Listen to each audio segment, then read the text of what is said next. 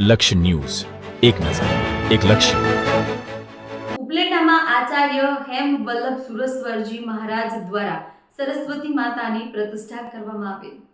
રાજકોટ જિલ્લા ઉપલેટા તાલુકાના હિમાંશુ સુરીદાદાના શિષ્ય પરમ પૂજ્ય આચાર્ય ભગવાન ધર્મરક્ષિત સુરેશ્વરજી મહારાજ સાહેબના શિષ્ય રત્ન આજીવન આયંબિલના ભીષ્મ તપસ્વી આચાર્ય ભગવંત હેમ વલ્લભ સુરીશ્વરજી મહારાજ ઉપલેટા નગરે પધારી નગરપાલિકા સંચાલિત સર ભગવતસિંહજી તાલુકા શાળાના સરસ્વતી માતાની મૂર્તિ સ્થાપિત બિરાજમાન કરી દરેક વિદ્યાર્થીઓને સરસ્વતી માતાનો બીજ મંત્ર આપી માતાજીના આશીર્વાદ પ્રાપ્ત થાય અને વિદ્યા પ્રાપ્ત થાય એવા આશીર્વાદ આપી મૂર્તિની સ્થાપના કરેલ, જે ઉપલેટા ધન્યતા અનુભવે છે.